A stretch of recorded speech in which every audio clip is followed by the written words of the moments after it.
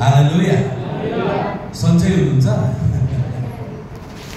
मलाई हाँस्न चाहिँ मन लाग्छ। हामी खुसी छौँ होइन? खुसी हुनुपर्छ किनभने विजय पाएको छौँ हामी। दुःखी कहाँ हो होइन? खुसी हुनुपर्छ। अघि नाच्ने गाउने नानीहरू कति राम्रो नाचिरहनु भएको छ। अनि विशेष गरेर धन्यवाद पास्टर इन्द्रलाई फेरि पनि यो मौका दिनुभयो।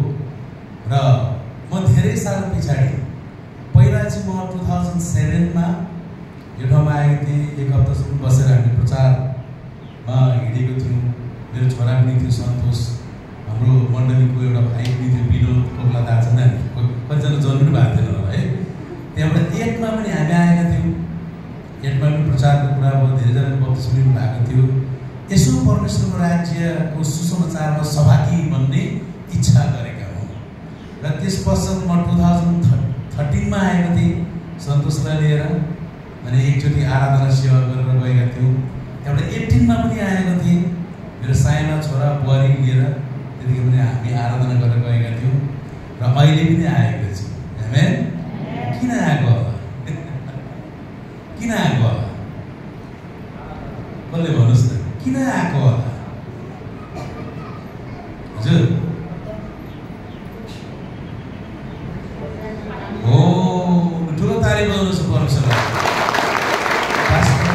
भन्नुभयो ख्रिस्टको मायाले, ख्रिस्टको प्रेमले तान्छ, सम्झना आउँछ। आमेन। येशूको प्रेम नै त्यस्तो खालको प्रेम हो प्रियहरू, हामीलाई याद दिलाउँछ।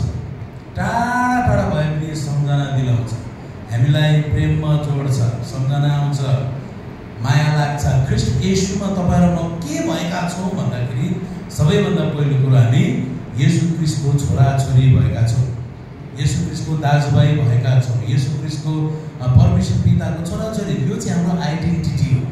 हामी को हौँ, किन यसरी जोडिन्छौँ, किन माया लाग्छ, किन टाढाबाट हामी आउँछौँ सम्झना सम्झेर, किन हामी यसरी आउँछौँ भन्दाखेरि एउटै कुरो हो, येशूको मायाले तान्छ। दाजुलाई हेर्न मनपर्छ, दिदीलाई हेर्न मनपर्छ, बहिनीलाई हेर्न मनपर्छ होइन, छोराछोरीलाई हेर्न मनपर्छ। अनि हामी एक अर्कालाई हेर्दाखेरि हाम्रो अनुहार कस्तो छ त्यसले भन्दाखेरि येशू ख्रिस्टको आँखाले देख्छौँ हामी। हालेलुया। त्यसो गर्दा चाहिँ ख्रिस्टको प्रेमले तान्छ। सेवाकाई त गर्दैछौँ नि होइन, सेवाकाई यहाँ चलिरहेको छ। उता म बसेको ठाउँ पनि नेपाली सेवाकाई एकदम रिभाइभल छ, एकदम चुनौती दिएको छ मान्छेहरूलाई। म बसेको ठाउँमा पनि यहाँ पनि भइरहेको छ, प्रभुको प्रचारको काम भइरहेको छ। मान्छेले घुँडा टेकिरहेका छन्, विश्वास गरिरहेका छन्। पहिला आउँदा यो चर्च पनि सानो थियो, उतापट्टि झुन्ड त्यति थिएन। अहिले आउँदा त अस्ति आउने बित्तिकै माथि डाँडामा गयौँ, त्यहाँ पनि मण्डली स्थापना भएछ, उताको मण्डली स्थापना भएको छ, उताको मण्डली स्थापना भएको छ। आम्मा परमेश्वर राज्य तीव्र गतिमा विशेष गरेर मैले देख्दाखेरि नेपालीको बिचमा बढिरहेको छ। हालेलुया। अनि म त नेपाली भन्न चाहन्छु, नेपाली जातिलाई परमेश्वरले अरूको भन्दा बढीको माया गर्नुभयो कि क्या हो जस्तो लाग्दैछ मलाई। नेपाली जाति मिसनरी जाति भन्न पक्का पनि सक्छ। र त्यसले आएको भेटघाट गर्न म अन द वे छु। अहिले म चाहिँ अहिले बाटोमा छु। म हिँडेको थुप्रो दिन भयो। म उता के अरे हङकङमा आएको एउटा नेपाली वर्ल्डको एउटा लिडरसिप कन्फरेन्स थियो 5 डेजको। त्यहाँ बसेँ। अनि त्यहाँ मसँग 2-3जना पास्टर भाइ, यङ पास्टर भाइहरू हुनुहुन्थ्यो। उहाँबाट आउँदै पहिलोचोटि नेपाल आएको अरे, गएको 13-14 वर्षमा। अनि दाजु गएको नेपाल जाउँ न, तपाईँ एउटा नभर्नुहोस्, हामीसँग जाउँ भने। कति लामो भनेको 22 दिन अरे। मैले चाहिँ मनमा यसो विचार गरेँ, अब यो केटाहरू लिएर जानु पऱ्यो, नेपालतिर घुमाइदिनु पऱ्यो। पहिलोचोटि गएको भने सहायता माग्यो। अनि इन्डियामा बस्ने सिलगढीतिर गएको रहेछ। मैले जब त्यतिखेर म के गर्ने भन्दा त सरल र मनमा त्यहाँ चाहिँ के गर्नु भने 1 हप्तासम्म उफ्रिन्छ, नागाल्यान्ड जा, डिमापुरबाट पनि आसाम जा, त्यस्तो भयो क्या मनमा। त्यस कारणले म यहाँ छु। हिजो पनि सेवा थियो, अस्ति पनि सेवा थियो, सेवा। अनि आज आराधना गर्न पायौँ, धेरै परमेश्वरलाई मही होस्। होइन, अर्को के उत्साह गर्न मन पऱ्यो भने क्वायर झुन्डलाई तपाईँहरूले गरेको आराधना एकदम हृदयसँग थियो है त, हृदयभित्रबाट थियो। परमेश्वरको आराधना चाहिँ हामीले हृदयभित्रबाट गर्दा नै परमेश्वरले स्वीकार गर्नुहुन्छ है त। आमेन। मण्डलीको आराधना जीवित हुनुपर्छ। मण्डलीको आराधना परमेश्वर कहाँ पुग्नुपर्छ। मण्डलीको आराधनाले परमेश्वरलाई छुनुपर्छ। हालेलुया। परमेश्वरलाई चुन्नुपर्छ। मण्डलीको आराधना गाउनु बजाउनु मात्रै नहोस्, मण्डलीको आराधना चाहिँ एउटा साङ्गीतिक एउटा मनोरञ्जन मात्रै नहोस्, तर मण्डलीको आराधना जीवित होस्, परमेश्वरलाई खुसी पार्ने होस्, परमेश्वरको सामु जाने होस्, परमेश्वरलाई उचाल्ने खालको होस्। त्यो खालको आराधना चाहिँ तपाईँले गरिरहनु भएको देखेँ, साह्रै खुसी लाग्यो। म मान्छेलाई त्यसरी खुसी लाग्यो भने परमेश्वरलाई कति खुसी लाग्यो। हालेलुया। र म जहिले पनि यो आराधना, म आराधना गर्ने, म सङ्गीतको मान्छे, आराधना गर्ने मान्छे भएको कारणले जहिले पनि म आराधनाको कुरा नगरी अरू वचन बोल्नै मन पर्दैन। म आज पनि 2टा वचन मैले जब पास्टर बाबुले भन्नुभयो तपाईँले वचन सेयरिङ गर्नुहोस् भन्दा मैले आराधनाकै वचन रेडी गरेँ। फेरि मनमा यसो विचार, मैले पहिला के प्रचार गरेँ हो यहाँनिर आउँदा भन्दाखेरि मैले आराधना विषयमा प्रचार गरेको जस्तो लाग्यो। अनि मेरो 2टा टपिक्स थियो, मैले अर्को प्रचार गर्ने विचार गरेँ, तर आराधना पनि मलाई भन्न मन पऱ्यो। त्यसले गर्दा म के भन्छु भने आजभोलि चाहिँ आराधना कसरी गर्ने होइन, आराधना कसरी जिउने हो। हालेलुया। बुझ्दै हुनुहुन्छ? कसरी गर्ने आराधना होइन, कसरी जिउने हो।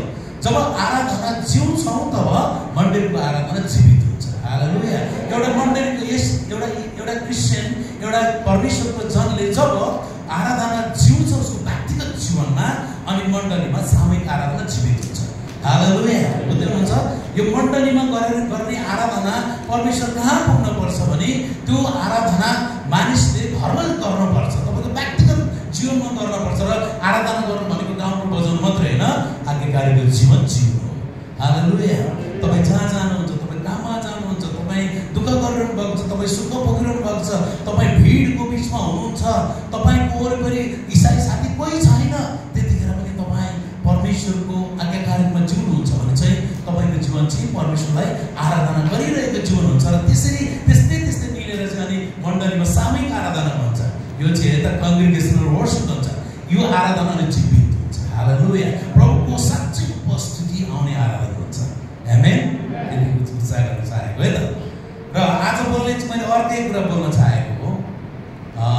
तपाईँहरूले वचन गहिरो सुनिरहनु भएको छ, म बिलिभ गर्छु त्यो। किनभने पास्टर बाबु हुनुहुन्छ, एकदम सिनियर हुनुहुन्छ, अध्ययन गर्नुहुन्छ, उहाँ एकदम सिनियर पास्टर हुनुहुन्छ, सेवकाई धेरै अनुभव गर्नुभएको छ, अध्ययन गर्नुभएको छ, गहिरो कुराहरू तपाईँले खुवाइरहनु भएको छ, प्रकाशको कुराहरू खुवाइरहनु भएको छ, तपाईँले लिइरहनु भएको छ। अझै सुन्नु लागिरहेको छ। तपाईँको स्थानीय पास्टरले बोलेको वचन नै अझै सिद्धेकै छैन, कति तरै पनि मलाई यो दिँदाखेरि अलिकति थप, मैले नयाँ कुरा त त्यस्तो बोल्न सक्दिनँ नि है, तर पनि वचन जहिले तहिले नयाँ हुन्छ। आमेन। वचन जहिले तहिले नयाँ हुन्छ। र परमेश्वर फेरि कोही बेला छुट्टै प्रकारले बोल्न चाहनुहुन्छ। हालेलुया। परमेश्वर बोल्न चाहनुहुन्छ। परमेश्वर बोल्न चाहनुहुने परमेश्वर हुनुहुन्छ। परमेश्वर तपाईँसँग व्यक्तिगत बोल्न चाहनुहुन्छ। परमेश्वर तपाईँको दाम्पत्य जीवनमा बोल्न चाहनुहुन्छ। परमेश्वर तपाईँको परिवारमा बोल्न चाहनुहुन्छ। अनि परमेश्वर मण्डलीसँग बोल्न चाहनुहुन्छ। तपाईँको सुखमा पनि परमेश्वर बोल्न चाहनुहुन्छ। तपाईँले आनन्दित मनाइरहनु भएको छ त्यतिखेर पनि परमेश्वर तपाईँसँग बोल्न चाहनुहुन्छ। तपाईँ कष्ट भोगिरहनु भएको छ त्यतिखेर पनि तपाईँसँग परमेश्वर बोल्न चाहनुहुन्छ। हालेलुया। र आज पनि तपाईँसँग परमेश्वर बोल्न चाहनुहुन्छ है त। अनि परमेश्वर कसरी बोल्नुहुन्छ? उहाँको वचनद्वारा बोल्नुहुन्छ। र हामीले ध्यानसित वचन सुन्नुपर्छ। हिजो म परको सेवामा यस्तोहरूको सेवा गर्दा भन्दै थिएँ, वचन चाहिँ सुन्नु मात्रै होइन रहेछ, वचन त सुनेर पालन पो गर्नु पर्दो रहेछ है। याकुबले लेखेका छन्, वचन सुन्ने मात्रै भएर पालन नगरेर चाहिँ तिमीहरू आफैले आफूलाई धोका नदेऊ, तर सुनेर पालन गरेर आशिषित भयो। हालेलुया। अनि मैले हिजो भन्दै थिएँ कि अरे संसारमा धेरै किसिमको धोकाको वर्णन गर्छन् मान्छेले, गीत गाउँछन्, धोका दियो तिमीले कलेजोमा घाउ लाग्यो भन्दै के गीत गाउँछ, तर अरूले धोका दिएको कुरा गर्छ। तर बाइबलले मात्रै एउटा यस्तो कुरा गर्दो रहेछ कि मान्छे त अरूले मात्र होइन, आफैले आफूलाई धोका दिँदो रहेछ। त्यो धोका मात्रै एउटा चाहिँ के रहेछ? वचन सुन्ने मात्रै भएर सुनेर धेरै जानेर, सुनेर कति जाने अब सुन्दा जानेर कुन भर्सले के भन्छ फटाफट बोल्ने हुँदाखेरि मात्रै पनि धोकाइ हुने रहेछ। तर धोका नहुनको लागि चाहिँ के गर्नुपर्छ? सुनेर जान्ने मात्रै होइन, तर मान्ने हुनुपर्छ। आमेन। मान्ने हुनुपर्दो रहेछ है त। त्यसो भन्दै थिएँ म। र परमेश्वर बोल्नुहुन्छ र परमेश्वरको आवाजलाई हामी भित्र हृदयबाट सुन्नुपर्छ। आमेन। र आज मैले तपाईँको बिचमा बोल्न चाहेको चाहिँ येशूलाई पछ्याउनु, फलो जिजस। फेरि भन्न मैले येशूलाई पछ्याउँ। तपाईँ र म येशूलाई पछ्याउँदै गरेको मान्छेहरू हो कि भन्नुहोस् त। हामी येशूको चेलाहरू हो। बाइबलमा प्रभुले भन्नुभयो मत्ती 28 अध्यायमा, जाओ सारा संसारमा गएर चेला बनाऊ, चेला बनाऊ, पिता पुत्र पवित्र आत्माको नाममा बप्तिस्मा दियो। अनि मैले जे कुरा गर्न तिमीलाई सिकाएँ तिमीहरूले पनि तिनीहरूलाई जसलाई तिमीहरू चेला बनाउँछौ सुसमाचार सुनाएर अनि मैले तिमीलाई सिकाएको जस्तै कुरा गर्न सिकाऊ। अनि म पनि समयको अन्तसम्म तिमीहरूको साथमा हुनेछु। हालेलुया। प्रभु पनि सुसमाचारमा जहिले पनि हामीसँग हुने परमेश्वर हुनुहुन्छ। जबसम्म सुसमाचार सुनाइनुपर्छ यो पृथ्वीमा, कहिलेसम्म सुनाउनु पर्छ, प्रभुको योजना के छ, तबसम्मै सुसमाचारमा पनि प्रभु येशू हाम्रो साथमा हुँदो रहेछ। र प्रभुले भन्नुभयो गएर क्रिस्चियन बनाऊ मात्रै होइन, गएर विश्वासी बनाऊ होइन, तर प्रभुले भन्नुभयो गएर चाहिँ चेला बनाऊ, चेला बनाऊ। तिमीहरू मेरो चेला हो अनि तिमीहरू जस्तै चेला अब तिमीहरू चेला बनाऊ, चेला बनाऊ। पहिला बी डिसाइपल एन्ड डिसाइपल है त। तिमीहरूलाई मैले चेला बनाएँ। अब प्रभुको चेलाहरूले येशूलाई पछ्याए। अब त्यसरी तिमीहरू चेला बनाऊ, पछ्याऊ, येशूलाई पछ्याउने चेला बनाऊ भन्नुभयो है त। र प्रभु त्यसरी बोल्न चाहन्छ। येशूले भन्नुभयो मलाई पछ्याऊ है त। अब यहाँनिर येशूलाई पछ्याउँदा के हुन्छ अरे अन्तिममा पनि यस्तै नै हो यसको अन्त। येशूलाई पछ्यायो भने हामी कहाँ पुग्छौँ भन्नुहोस् त। येशूलाई पछ्यायो भने मात्रै हामी स्वर्ग पुग्छौँ। हालेलुया। येशूलाई पछ्याएर मात्रै तपाईँहरूमा स्वर्गको राज्यमा पुग्छौँ। हामीले स्वर्ग जानलाई विश्वास गरेको। अनि स्वर्ग जान चाहिँ पापी मान्छे जाँदैन कहिले पनि, अधर्मी मान्छे जाँदैन कहिले पनि। बाइबलमा यस्तो धेरै कुरा लेखेको छ, सबै कुरो मैले भनेर मेरो समयमा म सिकाउँदिनँ है त। पापी मान्छे जाँदैन।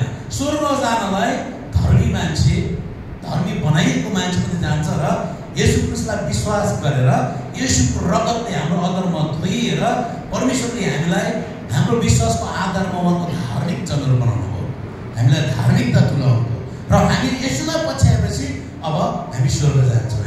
हामी यात्रामा छौँ, अहिले पुगिरहेको छैनौँ नि। हाम्रो नाम जीवनको पुस्तकमा लेखिएको छ, हामी येशूसँग बसालिएका छौँ। तर कथमकाल यो हाम्रो आत्मिक यात्रा बिचमा टुट्यो भने, बिचमा लड्यो भने, बिचमा हामीले हरेस खायो भने, बिचमा यो लक्ष्य दौडेन भने सही स्वर्ग नपुग्न सकिएला। जीवनको पुस्तकको नाम फेरि हट्ला, त्यो त त्यसै हुन्छ पक्कै पनि। यस कारणले गर्दाखेरि हामीले येशू हाम्रो टार्गेट, येशू हाम्रो अगाडि, येशू हाम्रो कप्तान हुनुहुन्छ। उहाँलाई पछ्याउने व्यक्ति हो। उहाँलाई हामीले कतै नहेरी उहाँलाई पछ्याइरह्यो भने चाहिँ अनि स्वर्ग हामी पुग्छौँ। स्वर्ग जोसुको पुग्दैन प्रियहरू, स्वर्ग सजिलै पुग्दैन प्रियहरू। अहिले क्रिस्चियनिटीमा धेरै हल्का शिक्षाहरू भइरहेको हामी पाउँछौँ, संसारमा पाउँछौँ भन्दैन। जे गरे पनि भयो, तर प्रभुको कुराहरू हामी सुन्छौँ। त्यहाँनिर हामी सबै पढेको छौँ मत्तीको पुस्तक 25 अध्यायमा 10 कन्यामा हेर्नुहोस् त। 5 कन्या जो चाहिँ अब मूर्खहरू थिए, 0.5%, 10मा 5 भनेको 0.5%, तिनीहरू दुःख आउँदाभित्र बस्यो। प्रभुले त्यो एउटा चुनौती दिनुभएको स्वर्गको राज्य पनि त्यस्तै हुन्छ। एकदिन येशू लिन आउँदाखेरि मान्छे कता हलमलिरहेको हुन्छ, येशूलाई पछ्याउन उसले मिस गरिरहेको हुन्छ र छोडिन्छ भन्ने त्यो एउटा हामीलाई जानकारी दिएको। अर्को कुरा प्रभुले के भन्नु थाहा छ, दुईटा बाटोको कुरा गर्नुभयो। एउटा बाटो साँघुरो छ, अर्को बाटो फराकिलो छ। साँघुरो बाटोबाट भित्र पस्छ, कठिनाइ छ त्यो, अनि त्यसले चाहिँ जीवनमा पुर्याउँछ, त्यो साह्रो छ। तर फराकिलो बाटो हिँड्न चाहिँ सजिलो छ। धेरै मान्छे त्यतातिर हिँड्न तामसिन्छन्, त्यता मन गर्छन्, किन त्यहाँ त्यसै गर्न पाइन्छ। र त्यो बाटोले चाहिँ तिनीहरूलाई विनाशमा पुर्याउँछ। यस कारणले साँघुरो बाटो येशूलाई पछ्याउने बाटो। हालेलुया। साँघुरो बाटो येशूलाई पछ्याउने बाटो। येशूले भन्नुभयो मलाई पछ्याऊ, फलो मी है त। येशूको समयमा धेरैजनाले येशूलाई पछ्याउने कोसिस गरे है त। येशूको समयमा जब येशू पृथ्वीमा हुनुहुन्थ्यो प्रियहरू, धेरैजनाले चाहिँ येशूलाई पछ्याउँछु भनी हिँडे। उनीहरू के सोच्छन्, येशूलाई पछ्याउँदा भइहाल्छ, येशूलाई पछ्याउन सजिलो छ, येशूलाई पछ्याउँदा त हामीले केही कुरो गर्नु पर्दैन, पछ्याएको होइन भन्ने खालको नियमले प्रभु म तपाईँलाई पछ्याउँछु भनी हिँडे धेरै मान्छेले त येशूको समयमा। तर तिनीहरू फेल भयो, तिनीहरू येशूलाई पछ्याउन सकेन। किनभने येशूलाई पछ्याउनको लागि त मूल्य चुकाउनु पर्दो रहेछ। मूल्य येशूलाई पछ्याउन हामीले यसुलाई पछ्याउँदाखेरि मूल्य चुकाउनु पर्दाखेरि धेरै यसको समयमा यसुलाई पछ्याउन चाहनेहरूले मूल्य चुकाउने कुरामा उनीहरू चुके, मूल्य चुकाउन सकेन उनीहरू र तिनीहरू फेल भयो। तर कोही व्यक्तिले मूल्य चुकाए उनीहरू पास भए। हालेलुया। अब यसरी तपाईँलाई के चुनौती दिन्छ भने हामीले पनि मूल्य चुकाउनु पर्छ, हामी पास हुनुपर्छ। हामी पास भइसकेका छौँ, अब बाटो लागिसकेका छौँ, हामी गिर्नु हुँदैन। अब म तपाईँलाई एउटा पद दिन्छु है त। यसको समयमा धेरै मान्छेले उहाँलाई पछ्याउन चाहे तर पछ्याउन सकेन। लुकाको पुस्तक 9 च्याप्टर 9 को चाहिँ भर्स 57 and 58। लुकाको पुस्तक 9 को 57-58, 9 को 57-58 पदलाई हामी पढ्नेछौँ। यसको समयमा धेरैले यसुलाई पछ्याउन चाहेका थिए। यसरी लेखिएको छ, उहाँहरू बाटोमा जाँदै गर्नुहुँदा एकजना मान्छेले मलाई भन्यो, हे प्रभु, तपाईँ जता जानुहुन्छ म तपाईँको पछि लाग्नेछु। एउटा व्यक्तिले भने है त। 57 लुकाको पुस्तक 9:57 पद त्यसले भने भयो चाहिँ, हे प्रभु, म बाटोमा जाँदा एउटा मान्छे कसिएर तामसेर छाती लिएर आयो, हात हल्लाएर आयो, प्रभु यता फर्केर हेर्नुहोस्, म आउँदैछु तपाईँको पछाडि, देख्नुहोस् मलाई, म झम्केर आउँदैछु, तपाईँलाई पछ्याउन आउँदैछु प्रभु भन्दै दौड्यो होला नि त्यो मान्छे। जवानदेखि कस्तो थियो होइन, 12 वर्ष मेरो भाइ जस्तै जवानतिर दौडेर गयो कि जाँदै गर्दाखेरि चाहिँ त्यो मान्छेले भन्यो, ए प्रभु, तपाईँ जता जानुहुन्छ म त्यतै जान्छु, तपाईँ ओह्रालो जानु ओह्रालै जान्छु, उकालो जानु उकालै जान्छु, तपाईँ सिधा हिँड्नु सिधै जान्छु, तपाईँ जहाँ जहाँ जानुहुन्छ प्रभु म तपाईँ पछाडि जान्छु भनेर त्यसले जमरको बस्यो। त्यसले जान्छु भनेर त्यसले आफूलाई यसको गाडी प्रस्तुत गर्यो। त्यसलाई प्रभुले के उत्तर गर्नुभयो थाहा छ? 58मा तब यसले त्यसलाई भन्नुभयो, सियालका दुला छन् र आकाशका चराचुरुङ्गीहरूका गुण, तर मानिसको पुत्रको त शिर राख्ने ठाउँ पनि छैन। दौडेर यसको पछ्याउन चाहन्छु भन्ने व्यक्ति है एकदम हतार भएर आएको थियो। प्रभु तपाईँ देख्नुहुन्न, याद गर्नुहोस् त मलाई, म बोल्दैछु, तपाईँलाई पछ्याउन म आएँ, अब तपाईँ जता जता जानुहुन्छ म त्यतै जान्छु भनेर त्यो मान्छेले भन्यो। अनि प्रभुलाई सबै कुरो थाहा हुन्छ हुँदैन? त्यो मान्छेको विचार थाहा भयो परमेश्वरलाई। आज यो कोठामा पनि तपाईँहरू के विचार गरिरहेको छ परमेश्वरलाई थाहा छ, म पो थाहा पाउँदिनँ। मेरो विषयमा तपाईँले के विचार गर्नुहुन्छ म थाहा पाउँदिनँ। तपाईँको विषयमा म के विचार गर्छु तपाईँले थाहा पाउनु, तर प्रभुलाई सबै थाहा छ। अहिले हामीले आराधना गर्दा प्रभुलाई थाहा थियो, तपाईँहरू उता बसेर थपडी मार्दा प्रभुलाई थाहा थियो, तपाईँ किन नाचेको प्रभुलाई थाहा थियो, नाच्दा गाउँदा तपाईँ उफ्रिँदा गाउँदा तपाईँको हृदय कतातिर लागेको थियो, यसोतिर थियो कि तिर थियो भने परमेश्वरले छलङ्ग देख्नुहुन्थ्यो। यो व्यक्तिको हृदयलाई परमेश्वरले देख्नुभयो अनि परमेश्वरले भन्नुभयो, त्यसलाई भन्नुभयो, सियालका दुला छन्, हे प्रिय तिमीलाई पछ्याउँछु, पछ्याउनु त इट्स ओके, तर याद गर सियालको पनि बस्ने ठाउँ छ। यहाँनिर भन्नुभयो चराचुरुङ्गीको पनि रूपमा गुणहरू छ, तिमी बुझ्छ यो कुरा, तर मानिसको पुत्रको शिरको ठाउँ पनि छैन। मेरो त बस्ने ठाउँ छैन प्रिय, किन पछ्याउँछौ मलाई लगाउन? तिमीले के देख्यौ म मार मलाई पछ्याउँछु भनेर त्यो व्यक्तिलाई परमेश्वर। त्यो व्यक्तिले के सोचेको थियो भनेदेखि चाहिँ त्यो व्यक्तिले यसलाई धनी मान्छे जस्तो लाग्यो होला, किन यसले त थुप्रोलाई खुवाउनुहुन्थ्यो प्याउनुहुन्थ्यो, अनि यसले त जहिले त्यसले आश्चर्य कर्म गर्नुहुन्थ्यो, यसलाई हिरो जस्तो लाग्यो त्यो मान्छेलाई। अनि यसलाई पछ्याउँदा जहिले जहिले सुखै मात्रै पाइन्छ, यसलाई पछ्याउँदा दुःख आउँदैन, त्यस्तै नै वातावरण भइरहेको थियो। किन यसको पछ्याउनेर त अन्धारो पनि देख्थे होइन, लङ्गडो पनि हिँड्थ्यो, खाना पनि सबै त्यो मान्छेलाई अलिकति रोटेर अलिकति एक एउटा पिस माछाले बटाएर पुऱ्याउनु हुन्थ्यो। आमामा रोकिनीको भएको भए लाइफ त यो त हो त, यसको पछ्याएर त अरू केही गर्नु पर्दैन, सुखै सुख, काम पनि गर्नु परेन भन्ने उसलाई विचार लागेको थियो। त्यो विचार कसलाई थाहा भयो? यसुलाई थाहा भयो। प्रभुले भन्नुभयो, तिमीले मलाई पछ्याउनुको उद्देश्य होइन, यदि तिमीले मलाई पछ्याउन सुख पाइन्छ भन्ने हो भनेदेखि चाहिँ याद गर, सियालको लुङ्गे ठाउँ छ, चराचुरुङ्गीको गुण छ, सबै कुरो यहाँ बस्ने ठाउँ छ, तर मेरो छैन। भरे के खाने थाहा छैन मलाई, भरे म कहाँ बस्ने थाहा छैन, तिमीलाई कसरी पछ्याउँछु भनेपछि त्यो व्यक्तिले चट्टै छोड्यो, पछ्याए। अब यसो पछ्याउने व्यक्तिले के भन्नु पर्थ्यो? तपाईँ खाए खान्छु, तपाईँ नखाए खान्न, तपाईँ जहाँ बस्नुहुन्छ त्यहाँ बस्छु, म पछ्याउँछु भनेर यहाँदेखि यता यो व्यक्ति विषयमा हेर्नुदेखि यसो पछ्याएको छैन। त्यो व्यक्ति फर्क्यो, पछ्याउन सकेन। दोस्रो हेर्नु फेरि यसको समयमा लुका 9:61 र 62 पदमा पनि यसरी लेखेको छ है। अर्कोले पनि भने, प्रभु म तपाईँको पछि लाग्नेछु, तर पहिला आफ्नो घरमा हुनेहरूबाट मलाई बिदा दिन दिनुहोस्। अर्को पनि फेरि खतरा मान्छे छ, प्रभु म तपाईँको पछि लाग्नु पर्यो, तर मेरो घर छ, परिवार छ, दाजुभाइ इष्टमित्रहरू छ, एकछिन चाहिँ मलाई त्यहाँ घरमा बिदा चाहिँ लिन दिनुहोस् है भनेर चाहिँ प्रभुसँग त्यसले भन्यो। अनि प्रभुले त्यसलाई के उत्तर दिनुभयो? 62 पदमा, लुका 9:62 पदमा, तर यसले त्यसलाई भन्नुभयो, आफ्नो हात हलोमा लगाएर पछिल्लोतिर हेर्ने कोही पनि परमेश्वरको राज्यको योग्य हुँदैन भनेर भन्नु है त। त्यो मान्छेले के भन्यो? म तपाईँको पछि लाग्नेछु, पहिला मेरो घरमा हुनेहरूबाट मलाई बिदा लिन दिनुहोस्। प्रभु म तपाईँको पछि लाग्छु, तर म घरमा गएर सबैसँग बिदा लिन मलाई दिनुहोस् भन्दाखेरि प्रभुलाई थाहा हुँदैन र तपाईँलाई मलाई त थाहा हुन्छ। त्यसको घरमा कति परिवार थियो? 10 जना थियो। त्यतिखेर ठुलो परिवार हुन्थ्यो। अब परिवारले बिदा दिने हो कि होइन? होइन, परिवारले बिदा दिएला त? अनि उसले त भने म परिवारबाट बिदा लिन्छु त भने, के उसलाई थाहा छ सबै परिवारले बिदा दिन्छ भनेर? उसको बाबुले उसलाई बिदा दिएला, उसको आमाले उसलाई बिदा दिएला, उसको दाजुभाइले उसलाई बिदा दिएला, उसको दिदीबहिनीले उसलाई बिदा दिएला, उसको मामा फुपूले बिदा दिएला। फेरि बिदा दिन पनि कसरी दियोस्? कहाँ जाने? तिमी कहाँ जाँदैछौ? थाहा छैन परिवारलाई त होइन? तिमी कहाँ जान्छौ? कसको पछाडि लाग्छौ? कसलाई पछाउन चाहेन तिमीले? थाहा छैन। त्यो मान्छेलाई थाहा नहुन सक्छ, यसु मसीहलाई नचिनेको हुन सक्छ। यसु मसीह जीवन दिने दाता हुनुहुन्छ भने त्यो परिवार जाने बाटो लजाऊ भन्थ्यो नि होला, तर यसुलाई थाहा छैन, त्यो परिवारलाई थाहा छैन।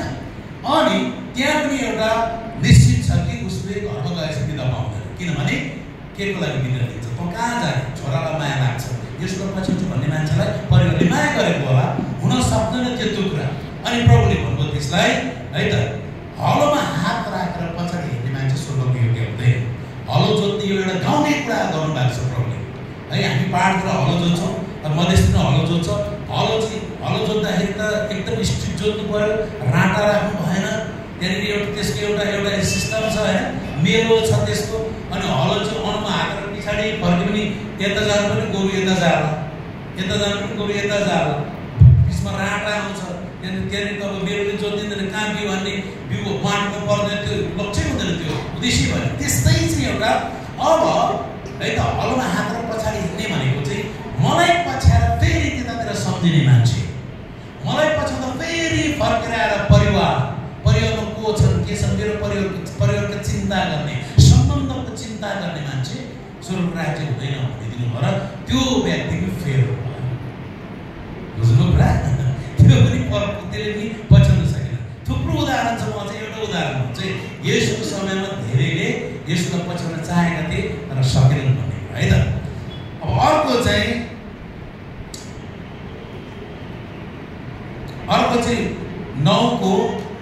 लुका 9:59 र 60 त्यहाँनिर अर्कोले यसो भन्यो, उहाँले अर्कोलाई भन्नु मेरो पछि लाग। परमेश्वरले 2-3 जना भेटिसक्नुभयो नि त होइन, अनि चाख्नुभयो परमेश्वर, थाहा भइसक्यो परमेश्वर, अरे मेरो पछि लाग्छ भन्दै आउनुपर्छ मान्छे त। अर्को पनि देख्नु भएको छ परमेश्वरले, अनि परमेश्वरले त्यहाँ पनि जाँच गर्नुभएको छ क्या, भाइ तिमी मेरो पछि लाग्यो, किनभने 2 जना लागिसकेको थियो, तिनीहरू फेल भयो। अनि प्रभुलाई पनि थाहा भयो कि हे मान्छेहरू कहाँ लाग्दो रहेछ, त्यसलाई पनि विचार गर्यो भन्नुभयो कि बा होइन, तिमी मेरो पछि लाग भनेर प्रभुले भन्नुभयो। तर त्यसले भन्यो पहिला मेरो बाबुलाई गाड्न जान दिनुहोस् भन्यो।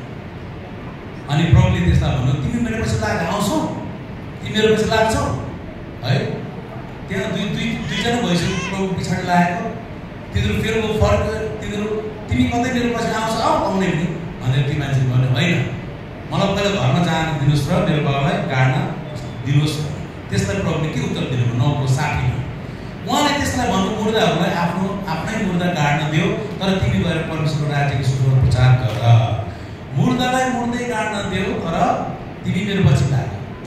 मुर्दालाई मुर्दै गाड्न दियो, तिमी स्वर्ग राज्य प्रचार गर। त्यसलाई त्यो उत्तर भनिदिनु परमेश्वरले।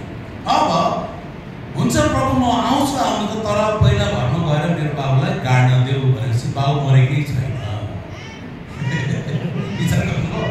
अब कति वर्ष उसको बाँच्छ त्यो बाबु होइन, कति वर्ष बाबु 50 मात्रै थियो भने त 80, त्यतिखेर लामो समयसम्म मान्छे बाँच्थ्यो, 120 वर्ष बाँच्थ्यो, कहिले पछि पनि यसमा के पाप हो होइन? बाउ मरेकै छैन, बिमारी लागेको छैन, बा यतातिर हातखुट्टा भएको पो थियो कि त्यतिखेर मान्छेले धेरै खान्थ्यो, बलियो बलियो हुन्थ्यो मान्छेहरू, बिमारी लागेको छैन, ज्वरो आएको छैन, कहिले बाउ मर्छ र यसो बचेको छ ल।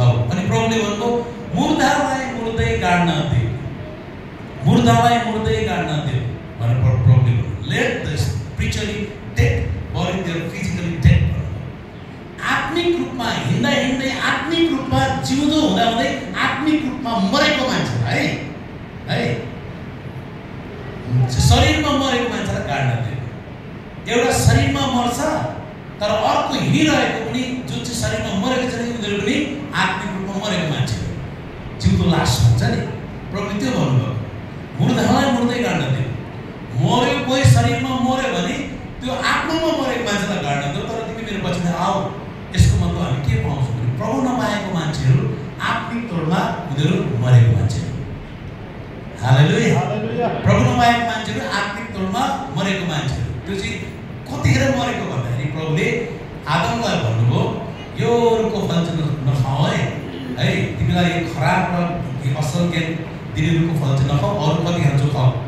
त्यो जीवनको रुख पनि थियो, बरु जीवनको रुखको फल खाएको हुन्थ्यो, अरू कति खान्छौ खाऊ, तिमीले यो खायो भने चाहिँ तिम्रो लागि नोक्सान छ, तिमी मर्छौ भनेर प्रभुले भन्नुभएको। उसले खायो, त्यो खाएपछि आदम मरेन त, त्यतिखेर शरीरमा मर्यो, उत्पत्ति पुस्तकमा मरेन।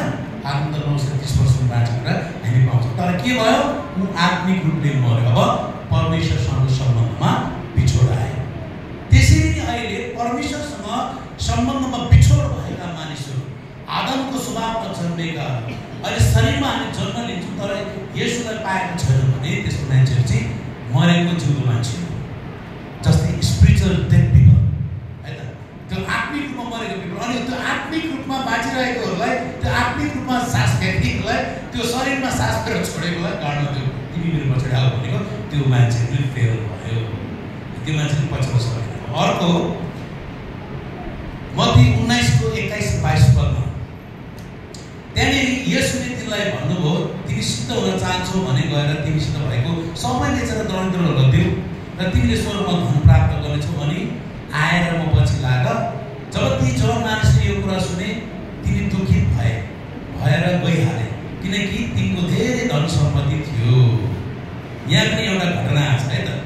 एकजना मान्छे यहाँनिर हामी पाउँछौँ है त, एकजना मान्छेले आएर प्रभुलाई भन्यो है त, प्रभु मैले अनन्त जीवन प्राप्त गर्नको लागि के असल काम गर्नुपर्छ भनेर त्यो व्यक्तिले सोध्छ। अनि प्रभुले भन्नुहुन्छ तिमी किन असल सोध्छौ, असल त एउटै मात्र हुनुहुन्छ, तर तिमी गएर चाहिँ आज्ञा पालन गर। अनि त्यसले भन्यो मैले के आज्ञा पालन गर्नु भन्दाखेरि प्रभुले भन्नुभयो तिमीले नचोर, हत्या नगर, व्यभिचार नगर, अनि आफ्नो आमा बाउलाई आदर गर, छिमेकीलाई प्रेम गर भने त्यो व्यक्ति। त्यसो भन्दाखेरि प्रभुले के भन्नु भने त्यो व्यक्तिले के भन्यो त्यस्तो मैले गरेकै छु त, ती गरेकै छु त, अब अरू के बाँकी रह्यो भन्छ। अनि त्यतिखेर चाहिँ प्रभुले भन्छ त्यसो भए बाँकी एउटा कुरो रहेको छ। प्रभुलाई थाहा थियो, प्रभु त्यसको घरमा जानु भएको थिएन, प्रभुले त्यसको ब्याङ्क ब्यालेन्स कति छ गएर चेक गर्नु भएको थिएन, तर प्रभुलाई राम्रो थाहा थियो। त्यो धनी मान्छे थियो, धनी युवक थियो, धन सम्पत्ति धेरै कमाएको थियो त्यसले। अनि प्रभुले भन्नुभयो त्यो सबै तिमीले गरिरहेको छौ, अझै बाँकी तिमीले भनिहाल्यौ, अब एउटा कुरा गर, तिम्रोमा भएको धन सम्पत्ति दुखी गरिबसँग बाँडिदेऊ है, अनि तिमी मेरो पछि लाग, सबै बाँडिदेऊ अनि फलाउनु भन्नुभयो। त्यो मान्छे त निराश भयो, किनभने त्यसको धेरै सम्पत्ति थियो, त्यसले पनि पछ्याउनु सकेन है त। अनि त्यो फर्केर गयो। अनि येशूको पालामा यसरी मान्छेले येशूलाई पछ्याउन सकेन, किनभने मूल्य चुकाउन सकेन, तिनीहरूले मूल्य चुकाउन सकेन र येशूलाई पछ्याउन तिनीहरूले सकेनन्। अब तिनीहरूको कम्पेयरमा हेर्ने भनेदेखि चाहिँ अब येशूलाई पछ्याउने एकजना व्यक्तिहरू हेर्नु, त्यस पश्चात तपाईँहरू मलाई जाँच गर्नु है त। येशूलाई पछ्याउने व्यक्तिहरूको अलिकति हेर्नु है त। मत्तीको पुस्तक 4:18-20 त्यो माथि येशूलाई पछ्याउन चाहने व्यक्तिहरूको तुलनामा अब येशूलाई पछ्याएका, येशूलाई पछ्याउन मूल्य चुकाउन नसकेका मान्छेको तुलनामा येशूलाई पछ्याएको मान्छेलाई हेर्नु है त। तल मत्तीको पुस्तक 4:18-20 गालिल समुद्रको किनारमा हिँड्नु हुँदा उहाँले पत्रुस भन्ने सिमोन र तिनका भाइ आन्द्रियस दुवै भाइलाई समुद्रमा जाल हालिरहेका देख्नुभयो। तिनीहरू मछुवा थिए। उहाँले तिनीहरूलाई भन्नुभयो मेरो पछि लाग, फलो मी भन्नुभयो। अनि म तिमीहरूलाई साथहरू छोडेर तिनीहरू उहाँको पछि लागे। आमेन। हेर्नुहोस् है, हिँड्दा हिँड्दै यहाँनिर जालरी भेटाउनु भयो। यहाँनिर परमेश्वरले सिमोन र तिनको भाइ आन्द्रियासलाई जाल हान्दै गरेको भेटाउनु भयो। अब उनीहरूको पेसा नै, उनीहरूको ड्युटी, उनीहरूको खाने भाँडो भन्छ, उनीहरूको जीवन निर्वाह गर्ने, परिवार खेल्ने उपाय नै माछा मारेर थियो। होइन, त्यो गालिल समुद्र भन्ने म पुगेँ, म लास्ट इयर म पुगेँ त्यो इजरायलमा त्यो गालिल समुद्र हेर्नु पाएँ, प्रभु यीशुको च्यान हेर्नु पाएँ, प्रभु यीशुको हिँडेको बाटो हेर्नु पाएँ, क्रुस हेर्नु पाएँ। र त्यहाँ सबै गएर त्यहाँ पुगेर चाहिँ त्यो बाहिर त्यहाँ पुगेर चाहिँ यहाँ चाहिँ वचन सुन्नु अरे, त्यहाँ वचन सुन्नु भन्दो रहेछ। साँच्चै नै त्यस्तै महसुस हुँदो रहेछ। गेत्सेमनीको बगानमा गएँ, प्रभुले मलाई त्यो मौका दिनुभयो। 2 वर्ष अगाडि म त्यहाँ गएको थिएँ त। त्यो गालिल समुद्रमा हामी जहाजमा हिँड्यौँ, प्रभुले त्यो पाइपट्टि गएको कुराहरू, त्यो पत्रुसले जाल हानेको कुराहरू त्यहाँ पाउँदो रहेछ। बडो आशिष लाग्यो। हामी कहाँको मान्छे, धुलोमा खेलेको मान्छे, धुलो सरेको मान्छेलाई प्रभुले त्यो मौका दिनुभयो त। अनि त्यहाँनिर त्यो गालिल समुद्रमा पत्रुस र तिनको भाइ आन्द्रियास चाहिँ जाल हान्दै थिए। प्रभुले तिनीहरूलाई देख्नुभयो र भन्नुभयो, म पछि लाग र म तिमीहरूलाई यो माछा मार्ने होइन, अर्को काम दिन्छु। माछा मार्ने भन्दा राम्रो काम दिन्छु, त्यो चाहिँ मानिसहरूलाई पक्रिने काम। अब हाम्रो बाइबल भाषामा सुसमाचार काम भनौँ न, होइन। अनि तिनीहरू त्यतिखेरै, तर उत्तिखेरै जालहरू छोडेर तिनीहरू उहाँको पछि लागे।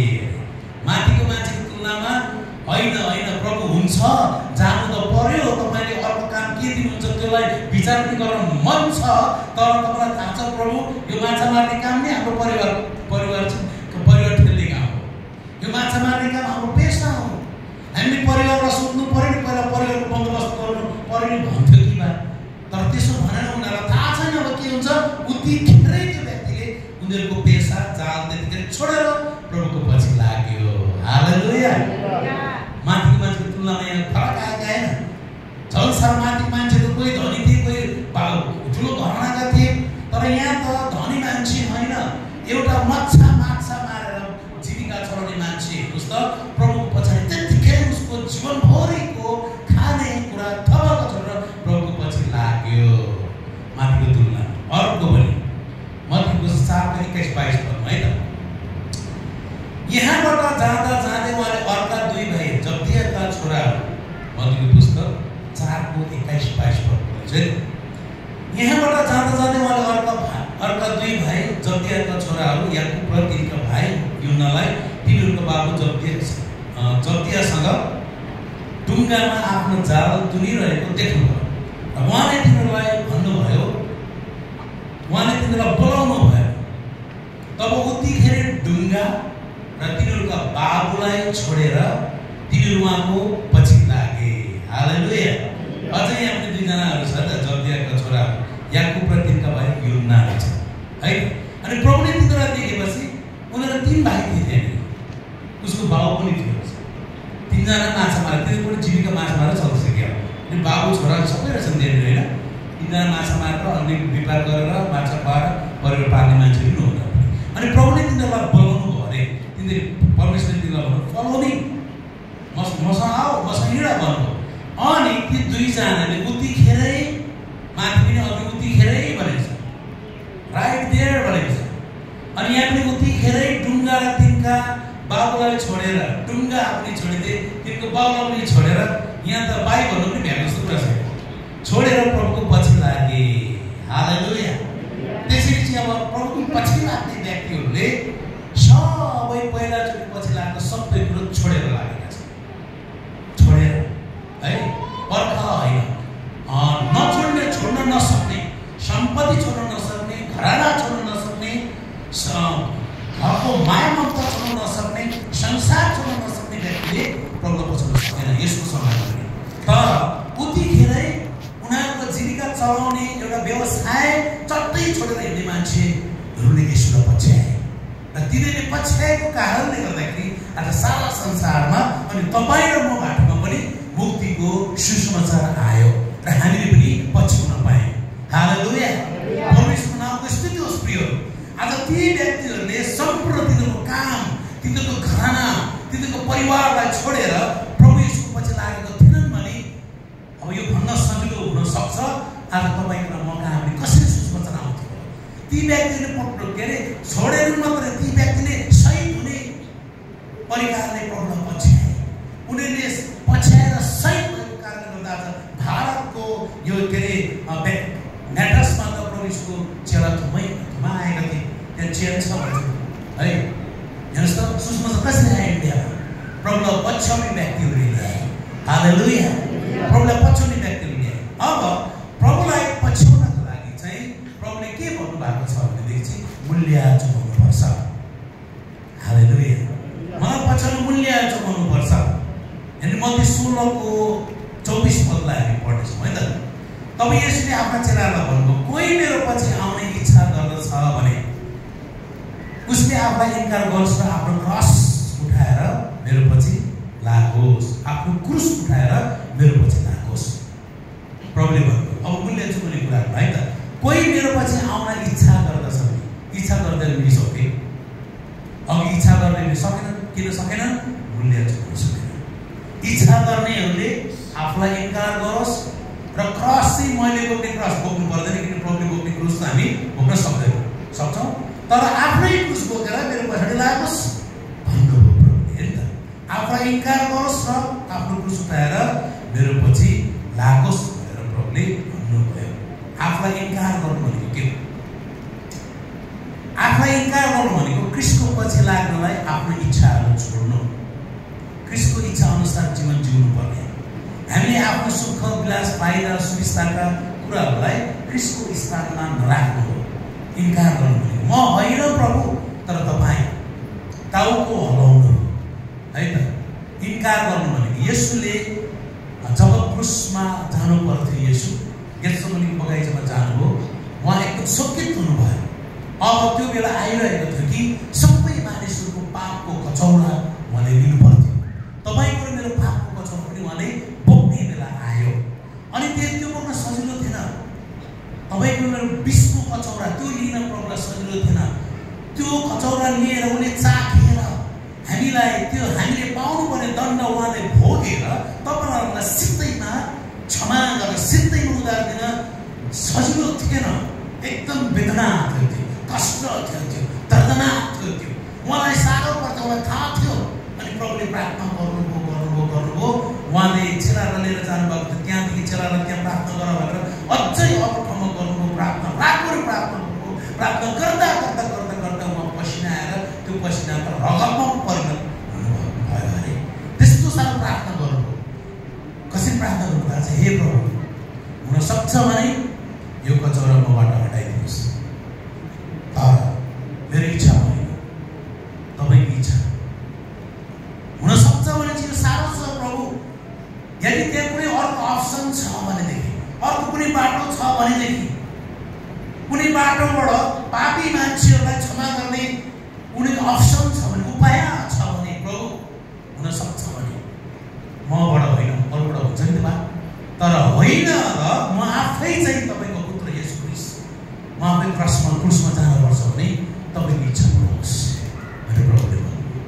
अनि प्रभुको इच्छा के थियो? आफ्नै पुत्र येशू ख्रीष्ट नगई तपाईँको मेरो पाप क्षमा हुँदैन थियो। उहाँको आफ्नो एकलौटे पुत्रले क्रुसमा रगत नबगाइकन तपाईँ र मेरो पापहरू क्षमा हुँदैन थियो। यसकारण उहाँ क्रुसमा जानुभयो। अनि क्रुसमा गएको बेला जब येशूले तपाईँको मेरो पाप बोक्नुभयो, त्यतिखेर पिताले पनि छोडिदिनु भयो। अनि उहाँले भन्नुभयो, हे पिता, हे परमेश्वर, मलाई किन ल्याएको भएको छ भनेको बेला मलाई साह्रो परेको थियो। पापले उहाँलाई एकदम, पापको दण्डले उहाँलाई किच्चाइरहेको थियो। त्यतिखेर हराउनु भएको येशू। अब परमेश्वर पनि पापको अगाडि रहन सक्नुहुन्न थियो। यो बाइबलको गइएको कुरा हो। पापसँग परमेश्वर हुन्न र पापलाई चाख्न परमेश्वरले आफ्नो पुत्रलाई इच्छा गर्नुभयो। उहाँको योजना थियो। त्यस कारण येशूले दिनुभयो भने भइसक्यो चाहिँ यो मबाट हट्छ भने हटोस् भन्ने येशूले ट्राई चाहिँ गर्नुभयो है त। अनि उहाँको त्यसरी चाहिँ क्रुस आफूलाई इन्कार गर्नु भनेको चाहिँ दुःख कष्ट। येशूलाई विश्वास गरेको कारणले सतवटहरू आउन सक्छ।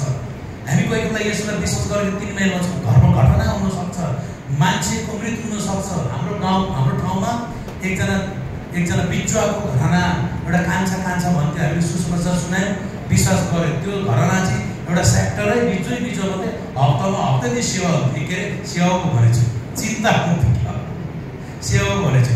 टङ्कु डङ्कु डङ्कु ढोल ठोकिहाल्छ। एक हप्ता महिनामा 1 हप्ता ढ्याङ्ग्रो ठोक्यो, त्यहाँबाट 15 दिन काम गरेर 15 दिन काम गरेर पैसा ल्यायो, फेरि 1 हप्ता ढ्याङ्ग्रो ठोक्यो। त्यस्तो वाक्कै थियो। अनि मलाई पास्टरले भन्नुहुन्थ्यो, त्यतातिर त तिमी तिम्रो घर छेउमा छ, राति उठेर हात त्यतातिर उठाएर प्रार्थना गर, प्रभुले त्यतातिर काम गर्नुहुन्छ भन्नुहुन्थ्यो। त्यो बाटो हिँड्नु डर थियो हामीलाई। बाइबलको बोकेर हिँड्दाखेरि कुट्ने बोकी मार्ने बोकी कृषि मुख्यत गर्ने त्यतातिर। अनि हामीले त्यसै गऱ्यौँ परिवार मिलेर राति चाल्न नपाए बिस्तारै त्यतातिर हात उठाएर प्रार्थना गर्न थाल्यौँ। त्यसको उत्तर परमेश्वरले दिनुभयो। त्यो घरहरू सबै भाँचेको छैन। हालेलुया। अनि त्यो कान्छाले विश्वास गरेर 3 महिनामा उसको एउटा बसन्ती भन्ने छोरी थियो, लगभग 13-14 वर्ष पुगेको। फ्ल्याटै केबाट ज्वरो आएर फ्ल्याटै मऱ्यो। जो तँलाई भावेन अब कृष्णलाई यहाँ काट्नुपर्छ, कृष्णलाई छुट्नुपर्छ। सतौट सानो आएन, एकदमै त्यहाँ पुरै मण्डलमा सतौट आयो। प्रार्थना गर्दा त्यो मान्छेलाई स्थिर गर्न कति गाह्रो पऱ्यो। होइन मलाई भावेन होला पनि भन्नु थाल्यो भने हो। नानी फ्ल्याटै मऱ्यो विश्वास गरेपछि कति कष्ट आयो। कतिचोटि हाम्रो सुसमाचार गलत सुसमाचार हुनसक्छ। विश्वास गर यसोलाई, तिमीलाई शान्ति हुनेछ। विश्वास गर यसोलाई, तिमी धनी हुनेछौ। विश्वास गर यसोलाई, तिम्रो सबै कुरो राम्रो हुनेछ। हेर्नुहोस् न, विश्वास गरेर यहाँ बाइबलमा विश्वास गरेकालाई विश्वास गरेर राम्रो भएको छ। ठुक्काइ हेला होचो गर्दै गरेको बिजनेसमा डाउन हुनसक्छ है, हतभङ्ग हुनसक्छ, लथालिङ्ग हुनसक्छ। त्यस्तो कुरो आइलाग्छ। कतिचोटि हुँदैन भने है, संसारमा पर्ने कुरा आइलाग्छ। तर हो त्यस्तो आउँदाखेरि पनि हामी चाहिँ त्यो कष्ट सहेर पनि यसो पछ्याउन नछोड्नु चाहिँ एउटा क्रस बोक्नु, आफूलाई इन्कार गर्नु, आफ्नो इच्छा पुरा नगर्नु, परमेश्वरको इच्छामा जीवन जिउनु। क्रुस बोक्नु भनेको चाहिँ जस्तोसुकै दुष्ट कष्ट आए पनि हामीले सहनु, यसलाई जीवन दिनु र यसलाई पछ्याउनलाई हामीले मूल्य चुकाउनु पर्छ। प्रिय, आज हामी पनि यसलाई पछ्याउँदैछौँ भने मूल्य चुक्दैछ कि छैन त भन्ने प्रश्न तपाईँले मैले आफूलाई गर्नै पर्छ। यसलाई पछ्याउने जीवन यसलाई दिएको जीवन। हालेलुया भन्नुहोस् त, यसलाई दिएको जीवन यसलाई पछ्याउने जीवन हो।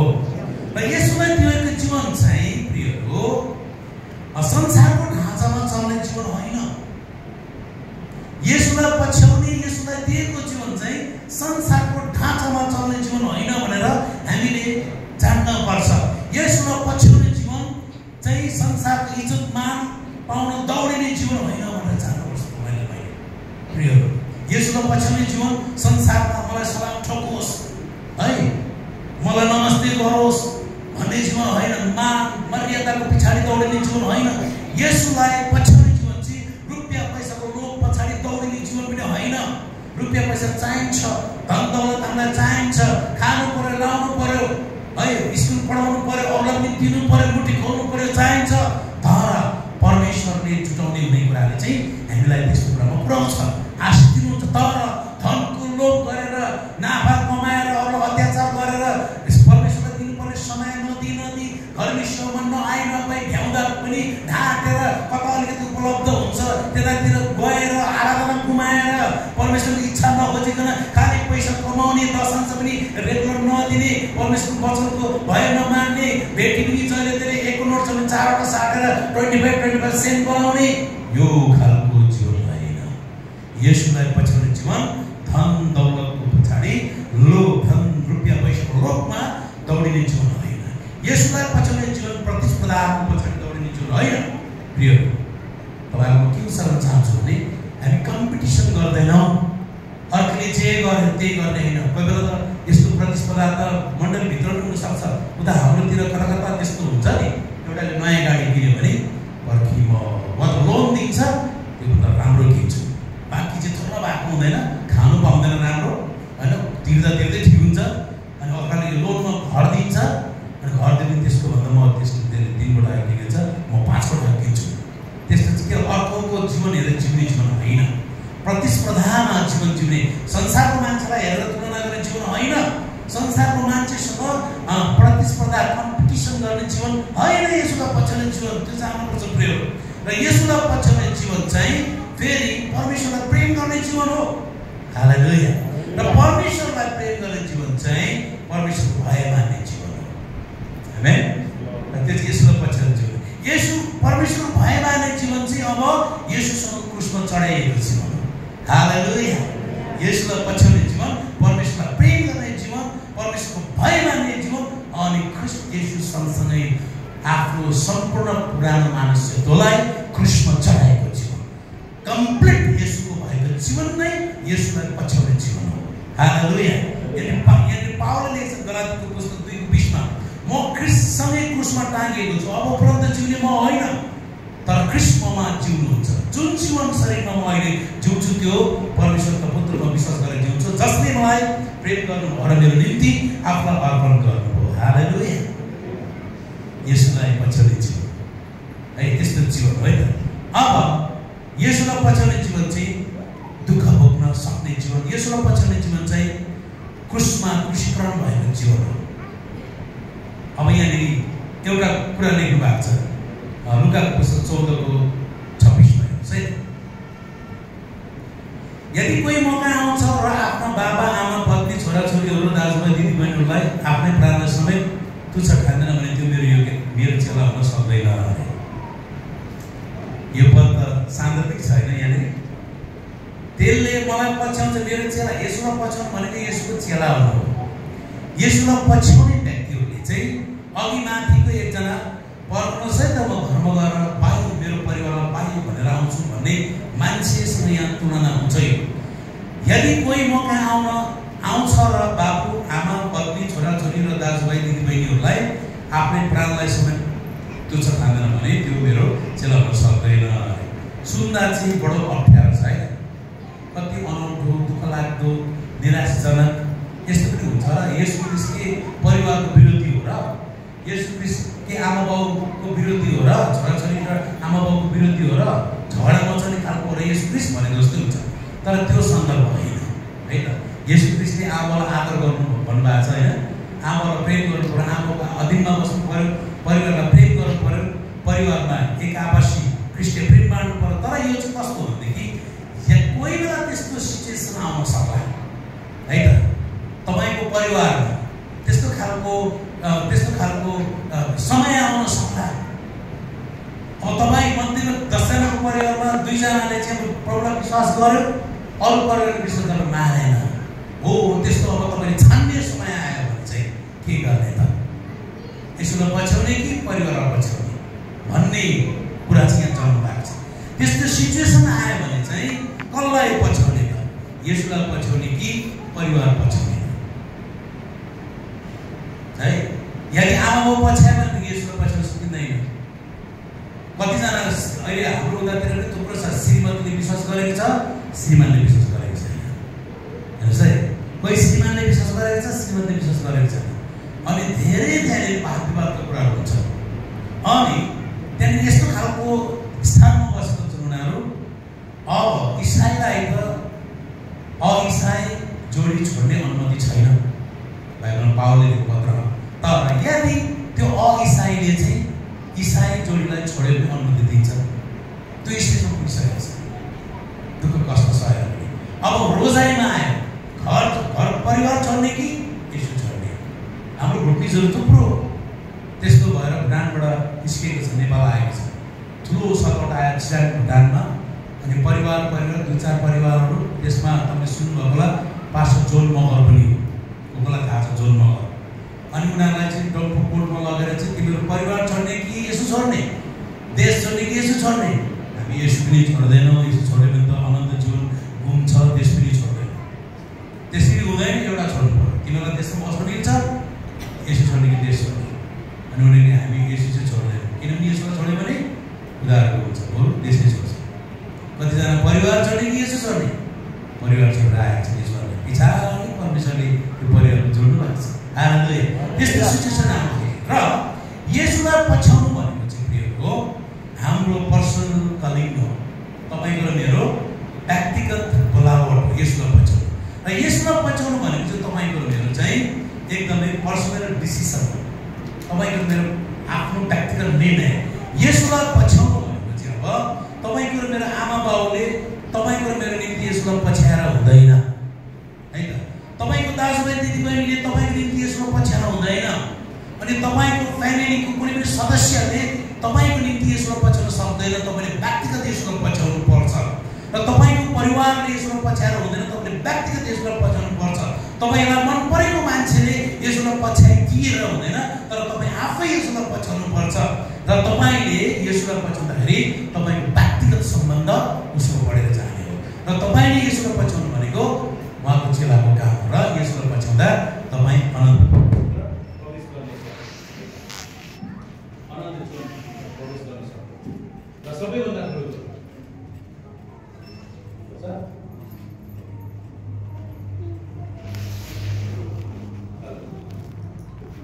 तर यसको माइक चाहिँदैन हैन? सुन्छ माइक चाहिँदैन गयो आयो भने ठिकै छ, सिधै आएको छ आएर पनि ठिकै छ।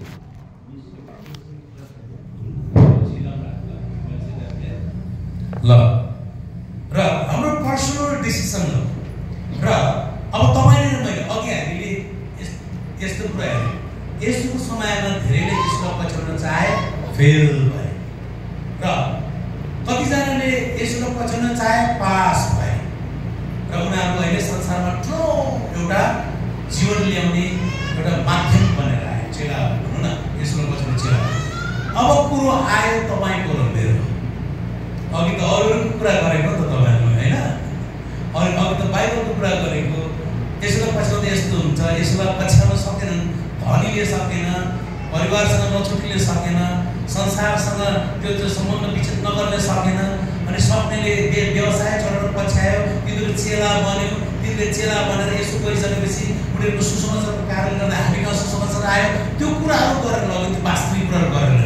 तब अन्तिममा यसलाई प्रयोग गर्नु पर्दाखेरि तपाईँको मेरो अहिलेको हालमा आज यो तपाईँको कोठामा आउनु भएको छ। अब यो शिक्षाले तपाईँको मैले कसरी प्रयोग गर्ने भन्ने कुरामा चाहिँ अब प्रश्न तपाईँलाई मलाई छ। हामी चाहिँ के गर्दैछौँ त अन्तिममा? के हामी यसलाई पछ्याउँदैछौँ कि छैनौँ? कुरो त्यो हामी हाम्रो उदाहरणकर्ता यसलाई पछ्याउँदैछौँ कि छैनौँ? तपाईँले मैले यसलाई पछ्याउनका निम्ति गुमाउनु पर्ने मूल्य, चुकाउनु पर्ने मूल्य चुक्दैछ कि छैन? अबको शिक्षाले जानकारी दिन्छ तपाईँ र म कसलाई पछ्याइरहेका छौँ? भौतिक कुरालाई कि आत्मिक कुरालाई, संसारमै सिद्धिने कुरालाई कि अनन्त आनन्द रहने कुरालाई, संसारलाई कि येशूलाई? तपाईँको मेरो लागि प्रश्न छ आजको दिनमा। यतिखेर हामी कसलाई पछ्याइरहेका छौँ? एकातिर संसार छ, प्रिय संसार बडो आकर्षित छ, भौतिकवाद छ, संसार मनोरञ्जनले भरिएको छ। आँखाको अभिलाषा, शरीरको अभिलाषा, जीवनको सेकी, प्रतिस्पर्धाको कुराहरू, अनि हामी शरीरमा भएको कारण कति पनि खेर हामीलाई त्यस कुराले तान्छ, तानेकै गर्छ। र हामीले अलिकति होस पुऱ्याएन भने यसलाई पछ्याउने पाइलाहरू हाम्रो मोडिएर संसारतिर जान सक्छ। हामी कसो गर्दैछौँ? तपाईँको लागि प्रश्न हुन्छ।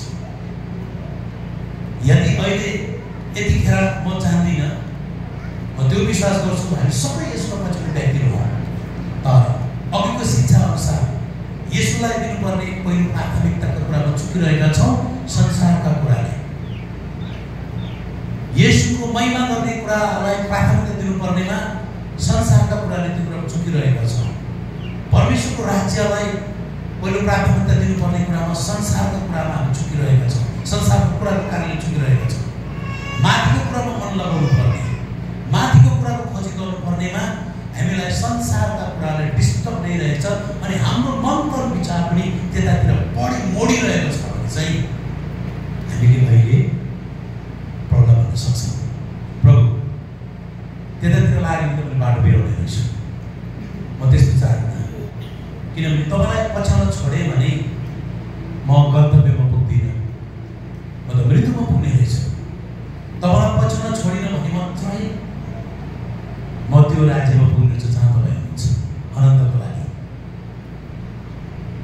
हामीलाई सोध्ने कुरा हो, हामीमा यो कुरो कहाँ लागू गर्ने भन्दाखेरि चाहिँ हामी यसलाई कसरी लागू गरौँ? अघिको शिक्षालाई भन्दा चाहिँ हामी आफैले आफूलाई सोधेर, यता मैले भन्दा हुँदैन, तपाईँ तपाईँले भन्दा हुँदैन, तर आफैले आफूलाई जाँच गर्दा यसको पछ्याउने मूल्य चुक्दैछ कि छैन? हाम्रो पाइलाले यसको पाइला